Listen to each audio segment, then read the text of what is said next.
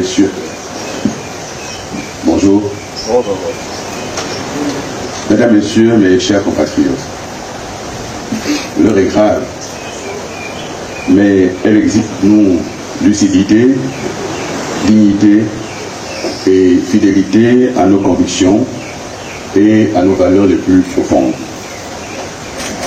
L'élection présidentielle du 12 avril a livré ses premiers résultats. Ceci donne le candidat du PDG-CTRI, soutenu par tout l'appareil militaro-politico-administratif de l'État, vainqueur à plus de 90% des suffrages exprimés. J'en prends acte avec gravité et lucidité. Le choix de la continuité l'a emporté sur celui de la rupture que nous prenions et que j'appelle de tous mes voeux pour notre pays. Ce choix de la continuité, je le respecte, même s'il ne saurait emporter mon adhésion.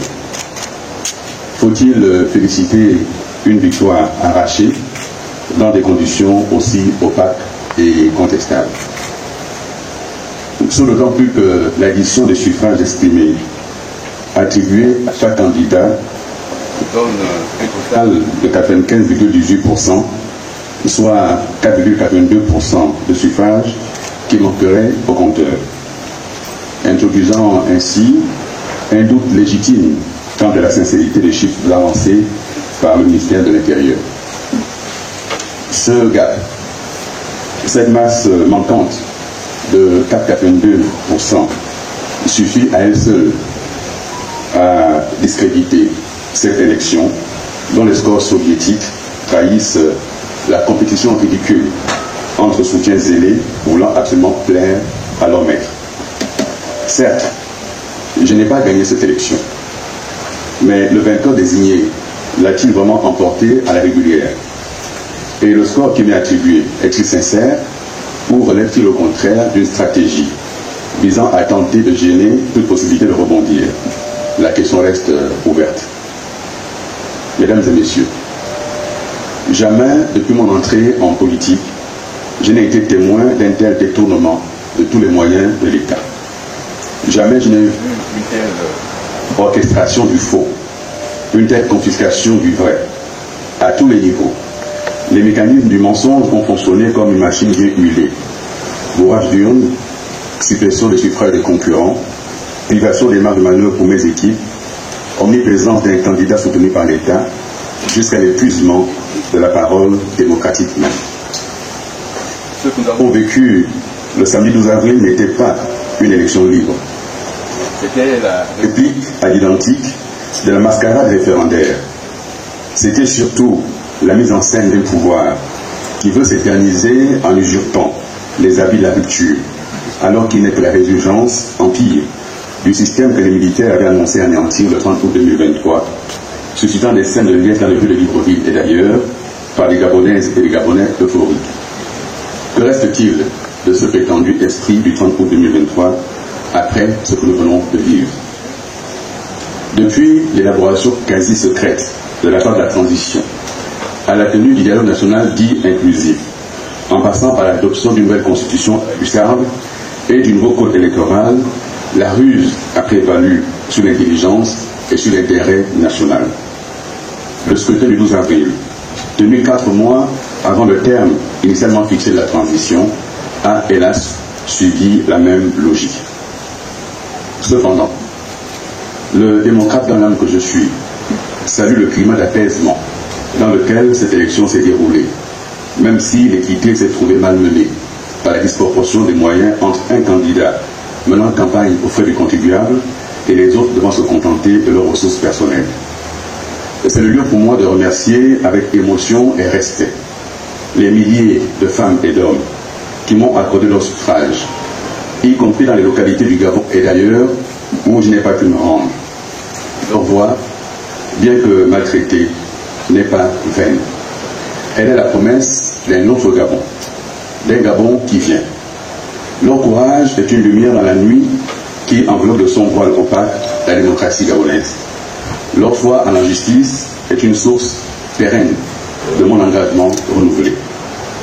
Le choix de la continuité l'a emporté, du moins provisoirement, face à la rupture apaisée, lucide et ambitieuse que nous portions. Mais les idées ne meurent pas. Elles attendent leur heure. Et cette heure viendra. Je m'engage ici et maintenant à rester debout. Non pas contre un homme, mais pour un idéal. Celui d'un Gabon réellement démocratique, équitable, solidaire, décentralisé et réconcilié avec lui-même. À l'ensemble de mes compatriotes, y compris ceux qui ne partagent pas mes idées, j'adresse un appel solennel. Refusons la dérive absolutiste. Refusons la pensée unique. Refusons que la peur devienne la norme. Ensemble, préparons un retour à une démocratie véritable, où le pluralisme ne saura plus être un danger, mais une richesse. Ce combat dépasse ma personne. Il concerne l'âme de notre nation. Et pour cette âme, je continuerai à me battre. Que chacun garde foi en l'avenir, car le Gabon ne sera sauvé ni par un uniforme, ni par un slogan. Il le sera par la vérité, la justice et l'unité retrouvée. À cette jeunesse qui s'est mobilisée, ici comme au sein de la diaspora, je veux redire mon engagement à tenir la barre et à ne rien céder. Aux hommes et aux femmes qui m'ont accordé leur suffrage, je redis ma gratitude et ma détermination à continuer à promouvoir les idées que nous avons portées durant cette campagne électorale. À toutes les équipes de la plateforme Ensemble pour le Gabon et aux autres compatriotes qui nous ont rejoints, je renouvelle l'expression de ma profonde reconnaissance. Le sillon a été tracé et le signal d'une nouvelle espérance est là. À nous de continuer de travailler dans une forme qui restera à définir pour rallier le plus grand nombre de nos concitoyens à nos idées. Alors que des nuages sombres s'amoncellent à l'horizon quant à la trajectoire des finances publiques et un possible marasme économique dans notre pays, je veux espérer que le vainqueur déclaré du scrutin du 12 avril, à qui je souhaite bonne chance pour le Gabon, trouve enfin les ressorts indispensables pour répondre aux nombreuses attentes sociales de nos compatriotes. Que Dieu veille sur notre pays, que vive la République, que vive libre et debout le Gabon immortel, notre patrie chérie. Je vous remercie.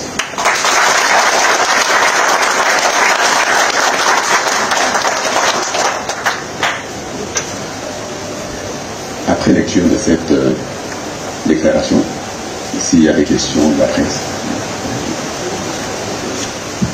Oui. Monsieur le Président, vous avez presque regretté le score qui vous a été attribué. Vous avez dénoncé quelques dérives pendant le scrutin. Est-ce que vous allez saisir la Cour constitutionnelle pour contester ces résultats? Parce que vous avez indiqué que ça n'est pas 100% et que peut-être c'est le score qui vous est attribué.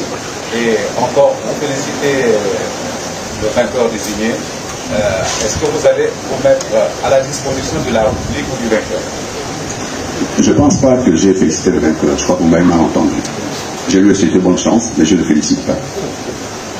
Et je me mets à disposition des Gabonaises et des Gabonais pour continuer à promouvoir les idées que nous avons portées pendant cette temps électoral, qui sont les idées de rupture, des ruptures déterminées, des idées d'une nouvelle espérance pour le Gabon, fondée sur un projet que nous avons proposé, qui porte essentiellement sur la réforme de l'économie, des finances publiques, et sur le revenu universel garanti qu'on a proposé au Gabon. Et nous continuons de battre pour ces idées-là. Ma conception de la question démocratique, il y a un vainqueur à l'élection, peu importe finalement comment ça s'est passé, en gros, je crois qu'il ne peut pas être fier de ce sort à la soviétique qu'il aurait pu éviter. Maintenant, il est vainqueur de l'élection, je ne perdrai pas mon temps à saisir la Cour constitutionnelle, je n'ai pas son frère, c'est inutile. Et qui plus est, je ne mettrai pas cette disposition de travail.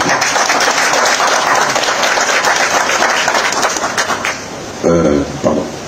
Je ne conteste pas le chiffre, je conteste l'ensemble des suffrages. Et j'indique qu'il y a des suffrages qui manquent. Et il leur revient des attributs à qui pourront les attribuer. Parce que finalement, ceci est attribué à la tête du client. Ça ne correspond pas au suffrage estimé. Oui. Merci, monsieur le candidat. Non. Non. Je n'accepte pas cette question. Je ne suis malheureux de rien. Je n'ai pas été élu, je suis pas malheureux. Très bien. Monsieur le Président, après les résultats de l'élection présidentielle, vous avez souhaité bon vent à celui qui a été déclaré vainqueur. Et celui-là prône pour l'inclusivité de l'association de toutes les forces vives pour la reconstruction du pays. Accepteriez-vous demain, si le président élu vous appelait à ses côtés pour servir le pays? J'ai répondu à cette question. Ma conception de la démocratie, il y a une élection. Celui qui est élu gouverne le pays. Celui qui a perdu l'élection se prépare et dans son coin, dans son opposition. C'est ça la démocratie. Je n'irai pas travailler avec lui. C'est clair? Bien. Oui. Ben, ben.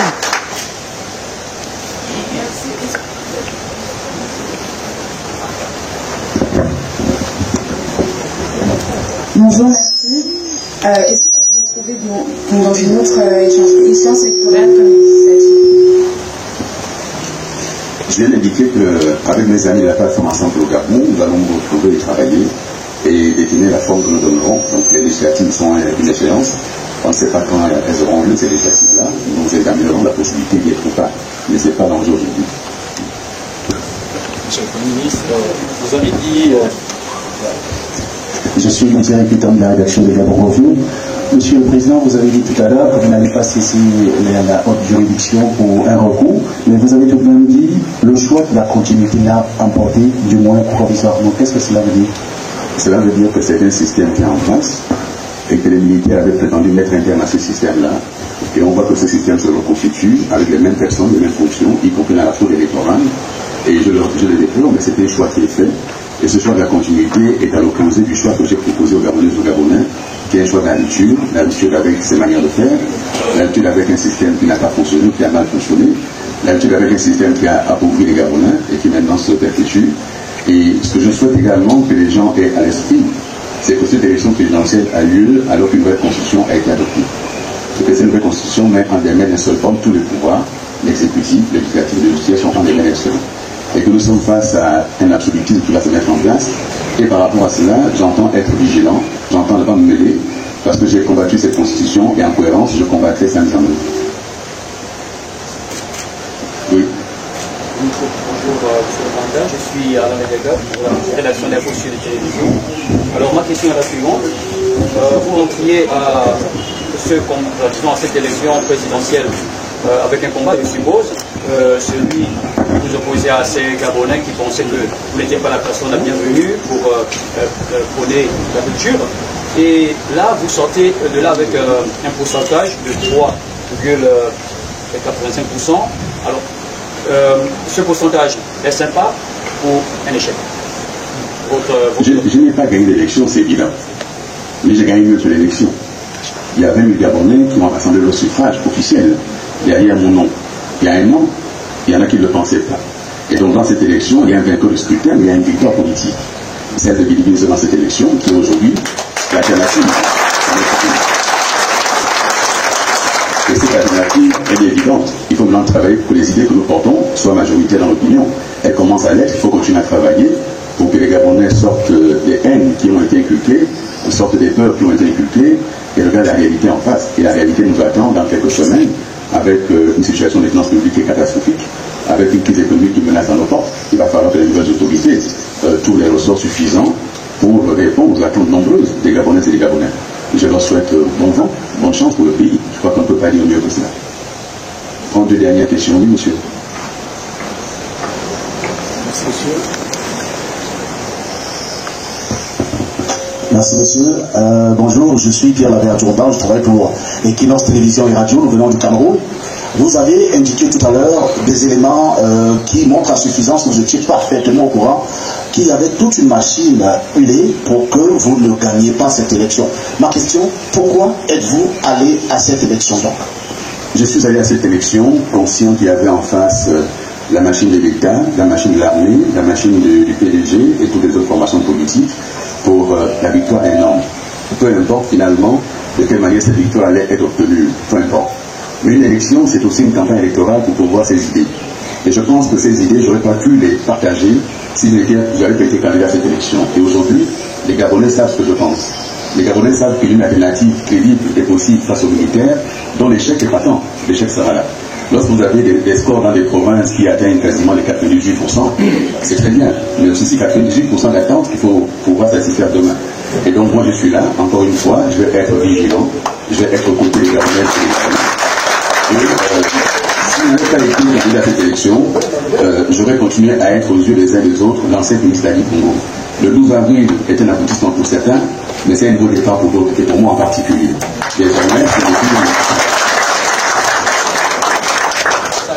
Désormais, ce n'est plus l'ancien ministre d'Ali Congo qui se tiendra debout, mais c'est celui à qui les Gabonais ont fait confiance. 20 000 personnes, ce n'est pas rien dans un pays comme le nôtre. Et ces 20 000 personnes, je leur dis merci beaucoup. Et à partir de ce suffrage, nous devons bâtir quelque chose pour demain. Et donc nous sommes prêts pour le Gabon de demain. Merci mesdames et messieurs d'avoir été là. Et c'est ce que je voulais dire aujourd'hui. Bon courage, bon vent. Et puis le Gabon nous regarde et nous attend. À bientôt.